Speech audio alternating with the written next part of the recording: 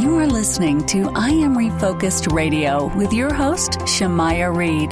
This show is designed to inspire you to live your purpose and regain your focus. And now, here's your host, Shamaya Reed.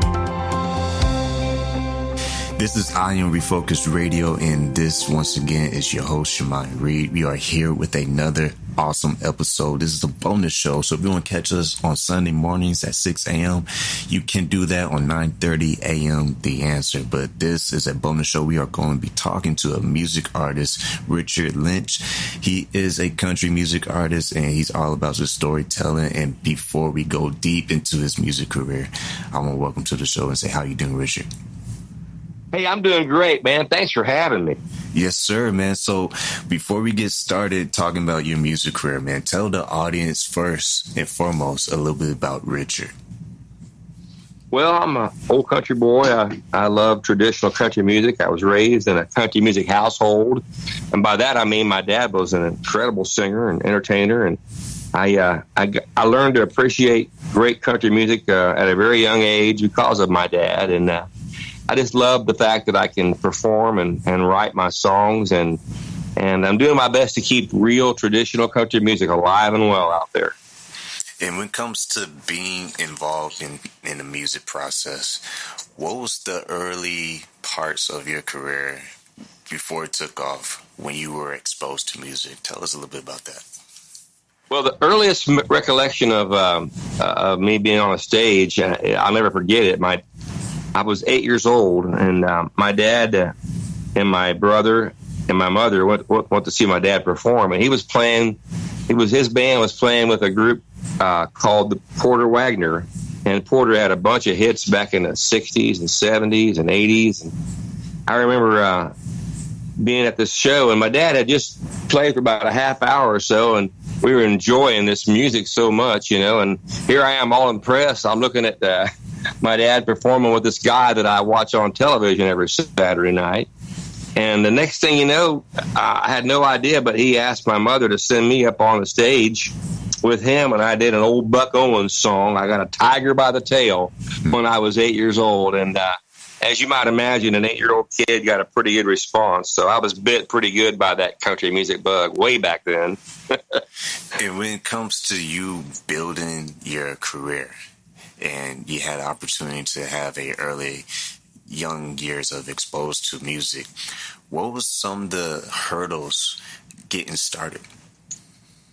Oh, you always have hurdles, especially if you're young. You're just learning to become an artist. You really haven't became an artist yet. You're still figuring out what you are and what you can and can't do. I think that's probably, for the most part, a lot of artists have they tend to venture out a little bit different ways, and then you finally learn as to what you can do and what you should be doing.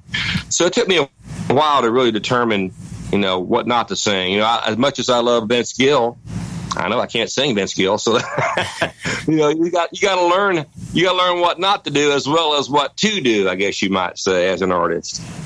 And once again, you're listening to I Am Refocused Radio. We are interviewing Richard Lynch. You want to check out his website, you can go to richardlynchband.com. And once again, if you want to listen to us on Sunday mornings at 6 a.m., you can do so at 9:30 a.m., The Answer. So back to you, Richard. When you started to get in the studio, what was some of the early days? Take us back when you probably recorded your first song. What was that? Well, I was 17 years old, and I was still in high school. And the first time I was ever in a recording studio in a little old place in Middletown, Ohio, called Central Music. And in our area, that was a pretty renowned place to perform and record, because the owner, Delbert Barker, had a couple songs recorded by people like Charlie Pride and some different artists of that era. So we were all excited. I got in the studio, and of course, I didn't know beans from apple butter. But, when you get in there and you got somebody who'll work with you and teach you the ropes and teach you a few things in that studio, man, you can learn really quick. And I realized that the live recording aspect is so much different than being in that studio and getting that finished product. I learned so much just by that early experience, because there's nothing like it. You can't, until you experience that particular situation, it's really hard to define the difference. But you learn a whole lot, and ultimately it makes you a better artist when you're recording live too, because you learn what not to do, some better control and that kind of thing, just by being in that studio. And when it comes to going later down the road, in 2013, you were nominated as Best Male Country Artist by the Independent Country Music Association. That was 2014. That was a year later. But you had a full-length album, The Last of a Dying Breed, in 2013. Tell us about that project. Well, that was really the first time I'd ever been in a studio to where we compiled a complete, full 10-song track. And a good friend of mine, Jess McIntyre, he had wrote almost all of those songs, and I hadn't seen him in many, many years. And, my wife and I decided, we need to get in the studio and record. And because I did the live music thing for just decades and decades, and never really recorded anything of significance. So we hooked up with our buddy Jess McIntyre, and we nailed down the 10 songs that we wanted to do. We got in there and we recorded it at Loretta Lynn's studio right there on her ranch in Hurricane Mills, Tennessee, which is just outside of Nashville. And, here I am. I'm in the studio with this beautiful facility and my buddy, and I was so enamored with the fact that I'm around this country music royalty. I told myself, man, you better step it up, boy. This is a shot. You got to make yourself do a good job. And so once again, I felt that the first album was good, but you're still learning. You're a freshman at that point. No matter how old you are, you were still a freshman getting in that studio recording that first album. So I learned a lot, and it was one of those things that made me realize, hey, I'm going to do this, and I'm going to continue being better at it. And so today, this made me realize that there's so many things you can continually learn. Even if you played music for 30 years or 35 years, there's always more to learn. And I'm still learning to this very day. And then in 2014, a year later, Independent Country Music Association nominated you as Best Male Country Artist. How did that make you feel? Like you released your full length in 2013, and a year later, boom. Well, I was really unexpected. I was grateful, my goodness, and I still am, but I didn't really expect anything like that. And really, if you think about it, or when I think back on it, that's really when we started to make a lot of connections, and how we just decided, hey, we're in this game now. Let's continue this momentum. And, by being nominated by that particular, experience, we just was determined, to keep traditional country music alive and well, because we've seen that there was such a need for it out there. And that's why we just kept right on buckling down and continue to write songs even to this day. So it was unexpected, but it sure was a welcome experience. I can tell you that. When you see yourself and look back in time and see all the accomplishments that you've been able to do thus far in your music career, what has been some of your most favorite moments? Honestly, one of the sweetest moments I ever had was when we were nominated for the AWA Award, and there was a lot of deserving artists there that day. And we got to go up, and I had my wife with me, and I told her a long time ago, I said, we'll do whatever you want to do in this music thing, but if you don't go with me, I'm not going to go. So we were at the AWA Awards, and sure enough, we won the Album of the Year. And having her with me that day, and for us to experience that together was pretty special. I've done a lot of great things, and I've seen a lot of wonderful crowds and shows and TV shows and radio events, interviews. But to be that day was probably most special, because I had her with me, and we both were so unexpectedly to win that. That was a pretty special day. And speaking of special days, you also have a foundation, and it's the Love Tattoo Foundation. And speaking of giving back, this is all about military. And tell us about this, man. Tell us about this project, the Love Tattoo. Well, the Love Tattoo is a foundation me and my wife started because we have a huge appreciation and admiration for the men and women who serve our country. And I have recorded a song called The Love Tattoo, and it's about just that. It's the fact that we get to sing about, these veterans that are so deserving of our, respect. And recorded it, and I got to do a show with Ronnie McDowell, a short time after I recorded it. And Ronnie was a huge country music star in the 70s and 80s, 90s, and even today he is, but he had his era then. And I found out that Ronnie did 3 tours of duty in Vietnam, and I was just completely blown away. So I asked Ronnie to do the duet with me on the Love Tattoo song, and we did, and we decided to donate all the proceeds to a place called the Whirlwind Lodge, which we just did a concert last Saturday night in northern Michigan, and the proceeds goes to the lodge, but the lodge is to help the men and women of our military. It's dedicated to getting all the soldiers who need a place to relax and retreat.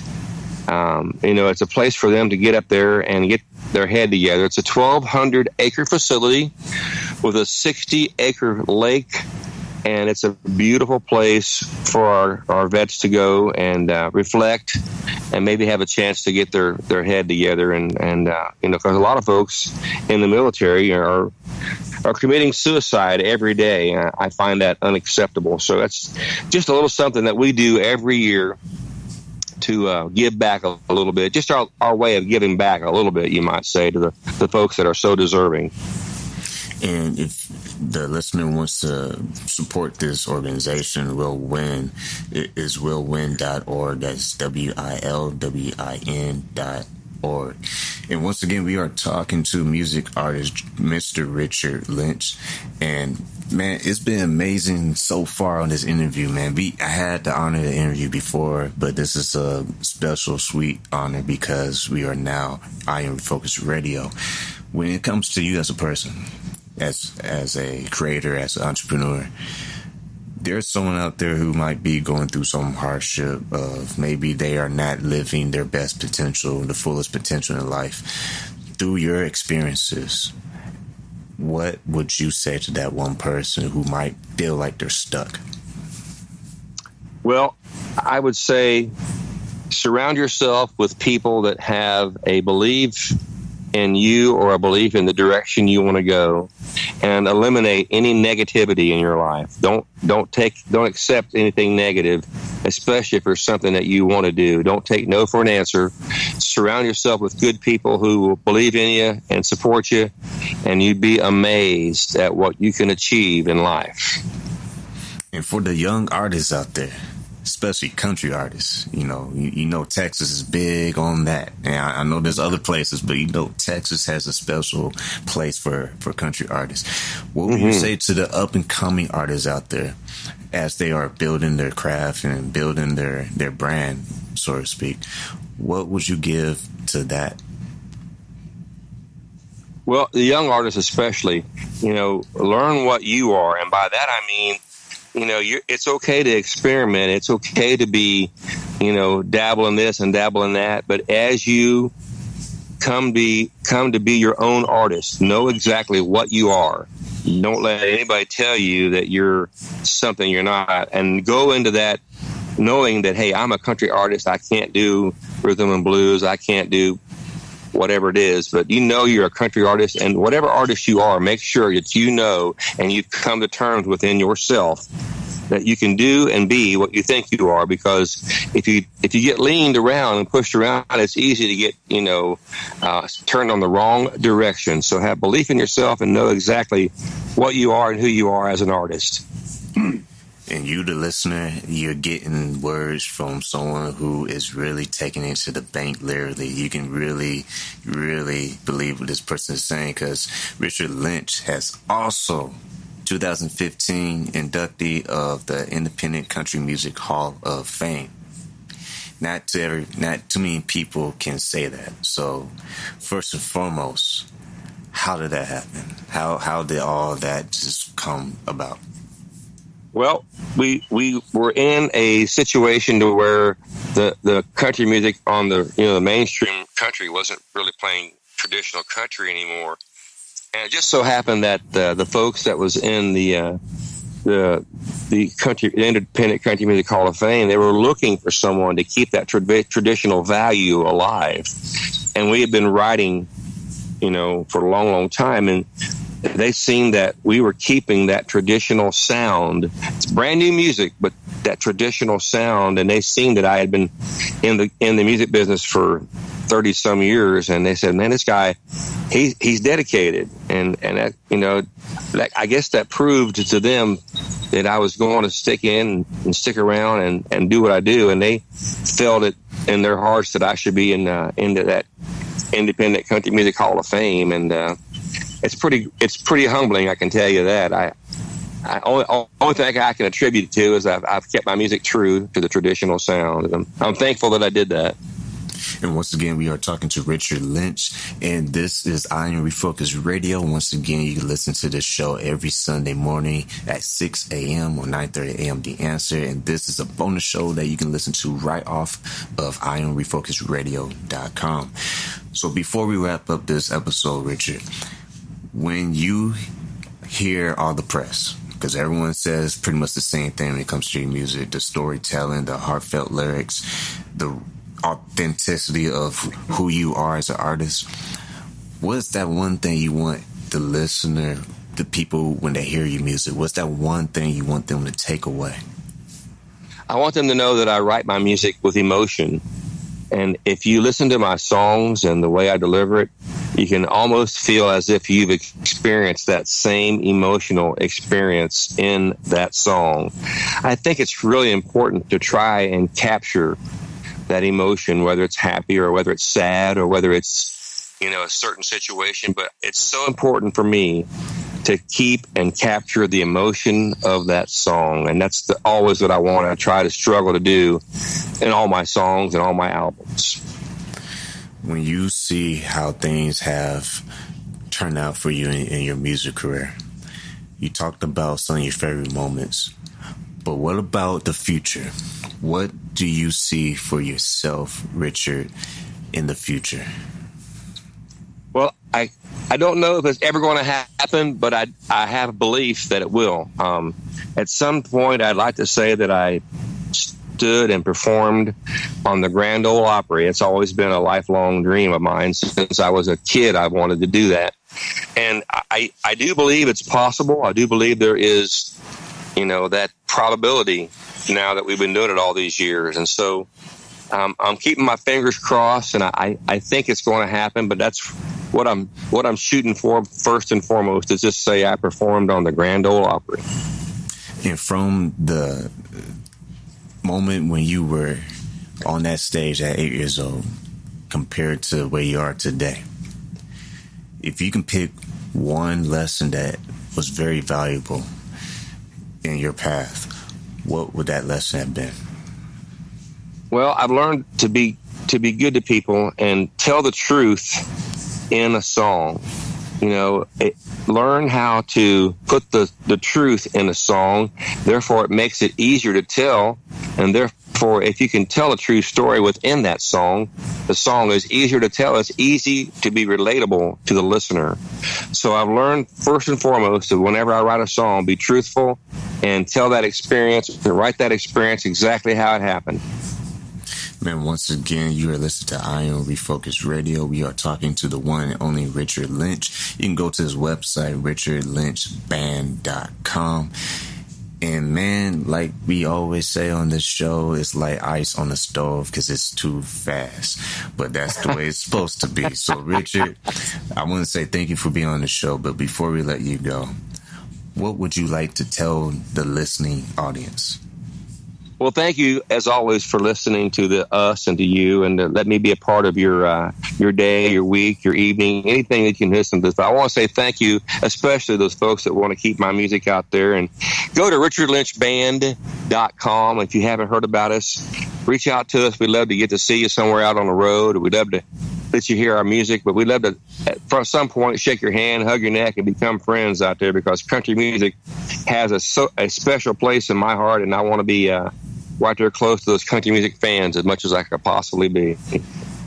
Man, that's it, man. You can put a bow on the box and call it done, because it doesn't get better than that. That's what this show is all about, is just to get stories from everyday people who are living their best life, and that's what it's all about. So thank you for taking time out of your busy schedule to share some wisdom and some great stories from your life experience. Sounds good, brother. We'll talk to you soon. Yes, sir. And this is I Am Refocused Radio. Once again, if you want to listen to more stories like this, you can go to IamRefocusedRadio.com. So once again, you can go visit RichardLynchBand.com for more information and more news updates on Mr. Richard himself. But like we always say on this show, every day is a new day. It's up to you to get up and go after it. So never give up. And on that note, we'll see you next time.